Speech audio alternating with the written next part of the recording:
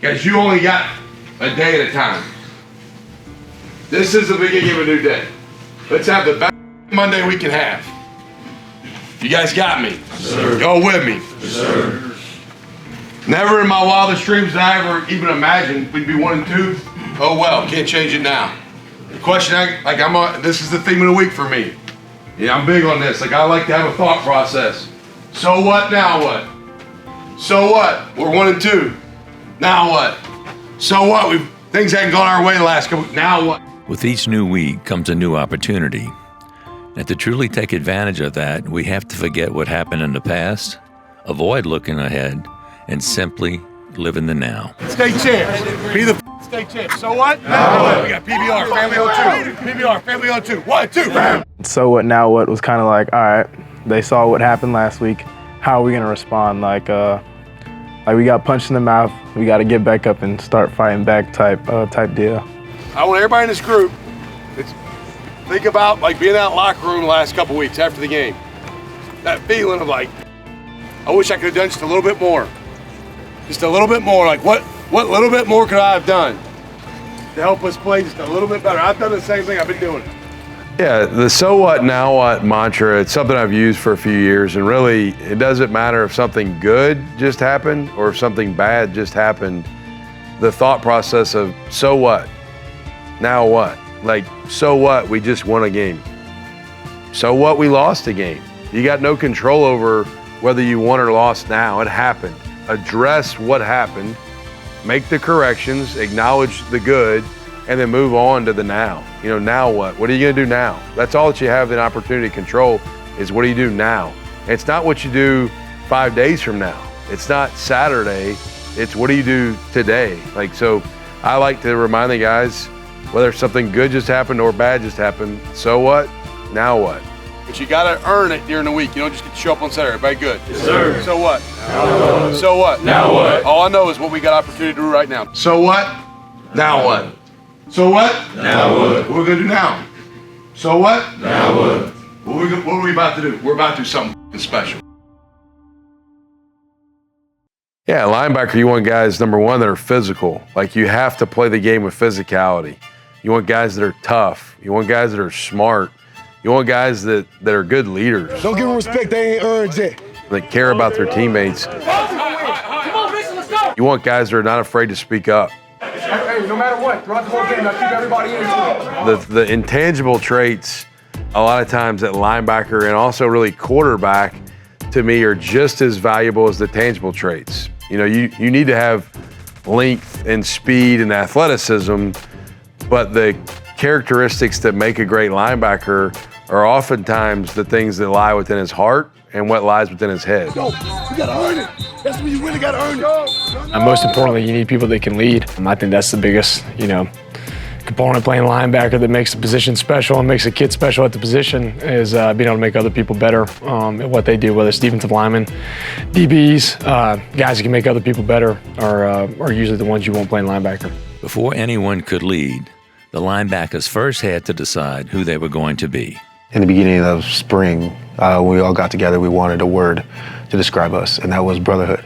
Making a commitment to each other on and off the field. And brotherhood is just simply a family-oriented group, and that's what we are. We have each other's backs.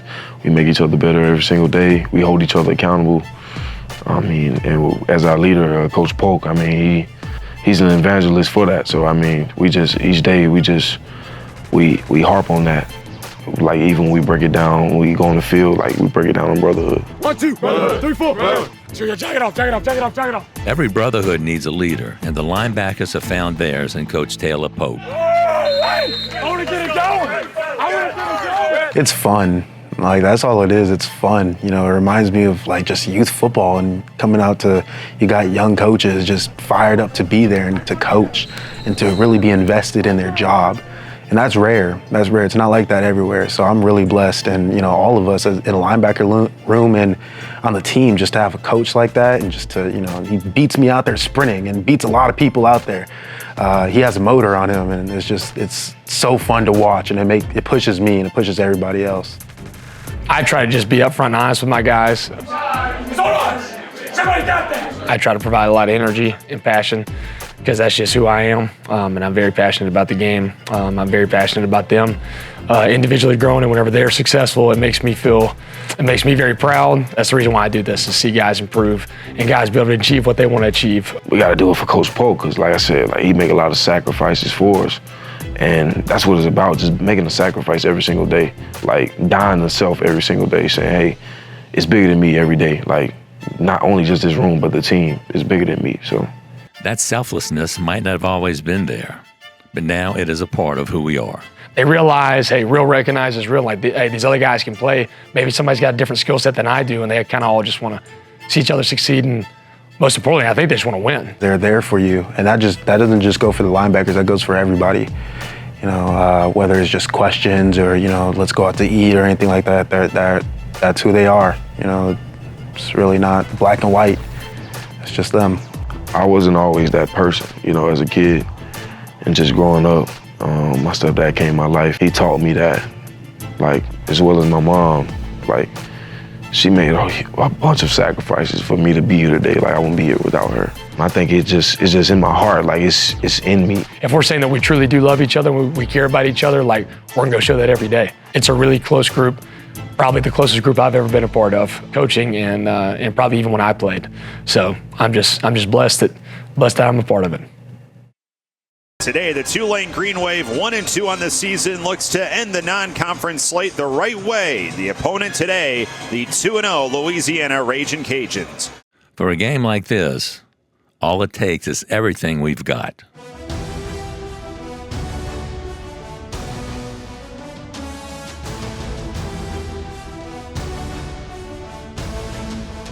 The Cajuns strike first in this one, and after that, it was off to the races. And Woldridge keeps it himself, QB draw, jumps up across the goal line, weathers a blow, and scores. And so Louisiana strikes first with 7:26 to play in the first quarter. It is 6-0, Ragin' Cajun. Now here it comes as it breaks through. Mensa in trouble, spinning around, stays on his feet, wrangling left to the 10, cuts right to the 5, and then he is sandwiched at the 5-yard line. On the draw, Thompson throwing his way forward towards the goal line, touchdown. Ty Thompson just rumbling up the middle with ease. He is into the end zone for the 3rd time this year. This is for 20 yards inside the right hash, and it's easily through. It's Hughes on the carry, cuts up the middle, bounces off of one, spins off another to the 45, stiff arm to the 50, to the near sideline, to the 45, to the 40, slipping tackles, and tiptoes down the sideline. And what will be his first collegiate field goal attempt. There's a snap, spot down, kick up by Head, and it is through. Wow. All tied up at 10 with time winding down in the first half. Something had to give. Who was going to take control? A couple times, now has it, fires and throws an interception. Down the sideline, it's Jack Chinshu inside the 20, slips the tackle, tiptoes inside the 10, dives for the goal line, touchdown! It's the 3rd pick 6 of the year for the Green Wave. I knew what they wanted. They wanted to get to the sticks, and it was a miscommunication between the two guys. I seen the ball out, I grabbed it, and I just saw green grass, and it was me and the quarterback, and after that, I kind of knew I was getting in there. Really rare to have 3 pick sixes in 4 games. And I think you look at, on 2 of them, the effort of the guys around the field that didn't have the ball in their hand. You know, you go back to the one Rayshawn had in game 1 and some of the, you know, the blocks that were made downfield to help him score.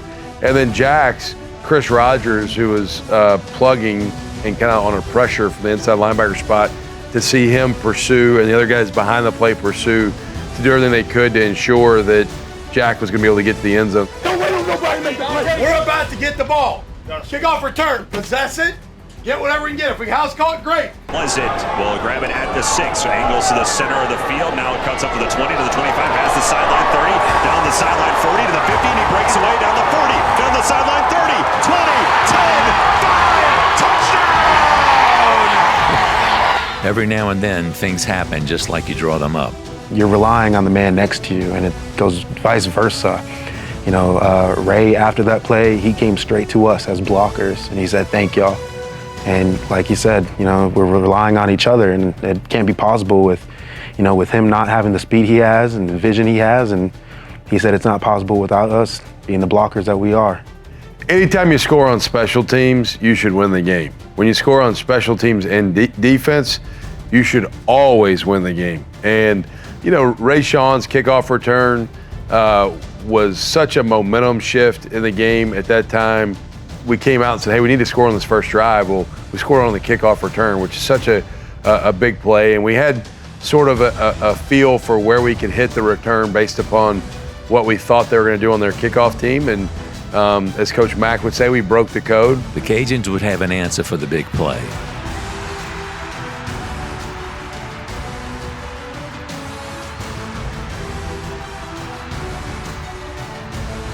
Woldridge looking for an option, firing back left corner, and a great jumping grab by Caden Jensen, touchdown. This is going to be a dogfight, and the scoreboard wasn't the only thing that was heating up. Mensa rolling right, throws on the run, man wide open, Reggie Brown inside the 20, cuts inside the 10, sheds a tackle, and into the end zone, touchdown, Green Wave! And it was hot. You know, I've heard it was in the high 130s, low 140s on the field level. Does not surprise me at all. You know, in the fourth quarter, I called the guys up as a whole team just to tell them, hey, finish the game. Like, the fight's not over, finish the game. And when I was doing it, I kind of got lightheaded. And I'm like, golly, like this is hot. That was some different heat Saturday. I mean, guys adapted well. Sarah, our nutritionist, she makes sure we're hydrated. Coach Witt, like they harp on us being hydrated throughout the week. So I think that has helped us be prepared, you know, for games like that. Because none of us were expecting that kind of heat. But since we were prepared, like we were ready for it, you know. The difference in this game came from big plays. And when the Wave needs a big play, we can always count on Mekhi Hughes. And he delivered all day long. Give again to Hughes, trying to eat up some of this yardage, and does. Stiff arm down the sideline, 50, breaking away to the 40, down to the 30, and then shoved out of bounds near the Louisiana 25. Mekhi truly is a dictionary definition of grit. Getting the job done, no matter the circumstances. Peckin looking for the goal line, fighting his way in, touchdown! Mekhi brought it every play. Every time he touched the ball, you felt him. And for him to do it while maybe not feeling his best was even more impressive. I ain't gonna, you know, let my teammates and my coaches down, you know. I'm a type of guy, you know, not a quitter, you know. I'm gonna go all in. It wasn't necessarily pretty, but we got the job done. And winning these in-state games, well, it just means a little bit more. Bump the party! Hey! Bump the party! How about them state champs? Yeah! I wanted our staff and our players alike to understand and appreciate how important it is when you play in-state opponents to handle your business. It was just a big game. It meant a lot. First Southeastern, then UL. Those are a lot of people that you played with since you were kids, like, and everyone that made it to the next level, you got to play them. And it just meant more to win that game. Your only real tests in state are gonna be, you know, guys that most of the team grew up with, you know, played with in high school and stuff like that. So I mean, winning the state, I feel like that's something the players want to do, like for themselves, like, oh, to have that over their buddy. But when coach really brings it in, I think that really like ties it all together. Like, yeah, this is more than just, you know, an in-state game. It's really like who's the best, like who runs the state. 1, 2, walk in your trap, that go your trap! Coach Summerall says a lot of different things that I never expect, but I mean, that's something we were all thinking, and then we played our little song after. It was just something that you don't expect from the head coach, but it gets everyone hype in the locker room.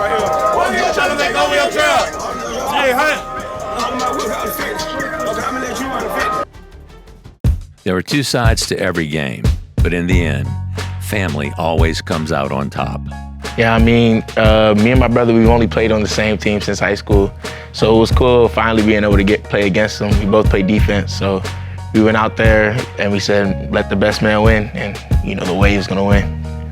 Oh, it's awesome. It's a once-in-a-lifetime opportunity. Like, I mean, I'm trying to think, I've never coached a guy, or I'm trying to think if I played with a guy or been a part of a team in a college football game where, you know, you had someone on the team that played against their brother. I can't think of that, and it couldn't happen to two better people. Just to see good people get rewarded with a, you know, a very unique, kind of cool thing. Like, it's an awesome experience. Nah, it was great to see him. Even though he was in the other jersey, it was cool to be able to play. Like, not everyone gets to play against their own sibling, in their whole career or even like ever. So it was great to see him after the game. It was great to see him play. He played a good game too.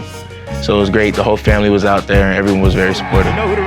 Dixon's a fantastic kid, but that's another point where guys want to be able to have bragging rights. Like he wants to be able to go home, and when he's home with his brother, let him know, hey, we won the game. And so those connections, those relationships, those are neat to see, in the prep for a game and then also after a game. Came up on top. Man, wait till next time. Yeah, the wave. Nothing but the wave.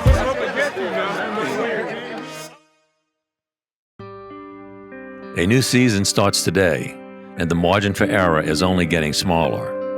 It's time to take a look in the mirror, recognize who we are, and decide who we want to be. Like it's time, bro. Like Coach Pope made a good point. Like that was preseason. Those first 4 games, that's preseason. Like the season's here now. Like every game, like the margin for error. You thought the margin for error was like it's bro. Like we just gotta be 1-0 every day, bro. Like 1-0 every single day in everything we do. A lot of highlights from the game. There were several critical lowlights as well that we have to clean up, and it's nice to be able to clean things up while still having a win.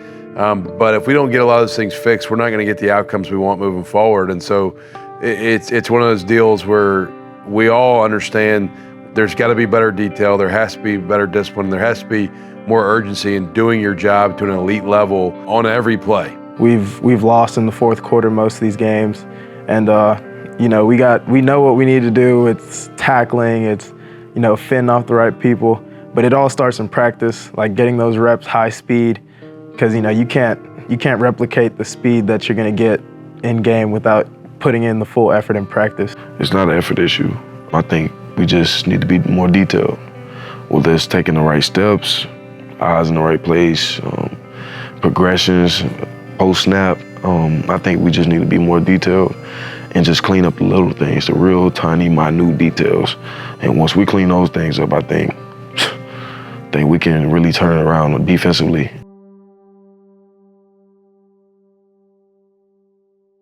I'm gonna make sure I got on my teeth. Don't worry about it. It's doing the first one. Don't worry about it. What are you filming everything on before now? Welcome to Uptown. There for the camera, Kel. Yeah, Kel. There for the camera. There for the camera, Kel. Come on. I'm the real goat. Hey, Chris. I'm the real goat. I definitely got some on my teeth. I was gonna smile. We're gonna have to redo that one. I'm telling you right now. I know the fans wondering what we've been lately, but we headed back to the top, no